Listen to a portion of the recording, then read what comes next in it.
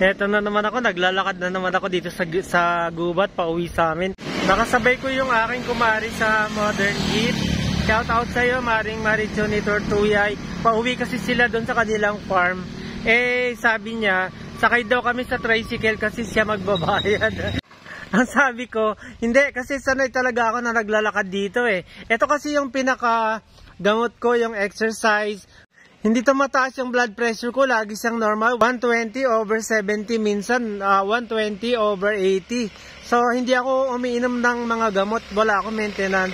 Ito talaga yung nag-maintain sa akin, yung exercise na paglalakad. Kasi mga 30 minutes lang naman at saka dahan-dahan lang eh. Tapos yung dinadaanan mo, maganda talaga kasi gubat, hindi siya mainit. Kaya na-enjoy ko yung paglalakad dito. Kahit pa minsan sinasabi, ang kuripot naman ang matanda na yan. At hindi rin nila akalain na 72 years old na pala ako. At nakaya ko pang tumakbo-takbo dito. Salamat sa mga nagmamalasakit kasi madalas dinadaanan ako ng mga tricycle dito eh. Yung mga driver na kakilala ko, ang sabi, sakay daw ako. Eh, minsan, napipilitan ako kasi nahihiya ako sa kanila kasi pinipilit nila akong sumakay.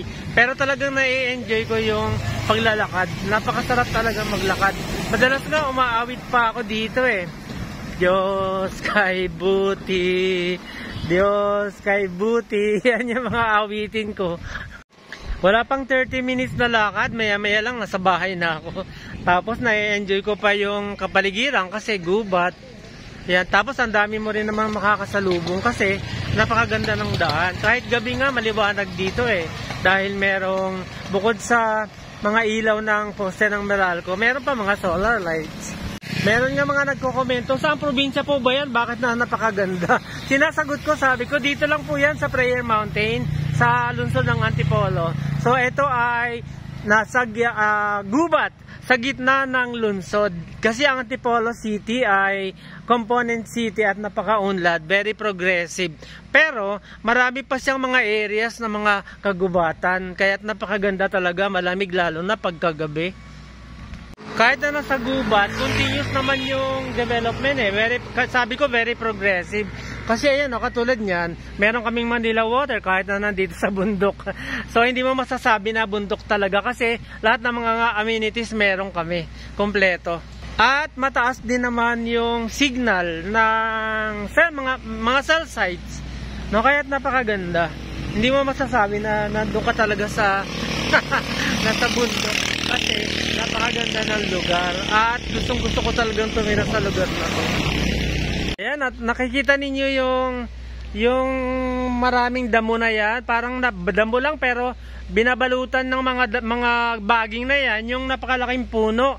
Siguro yung puno na yan mga 100 years na ang edad niyan. Yun, napakalaki. Ayan yan. Malaking puno na yan. Pag tiningnan mo siya, punong-puno ng dahon.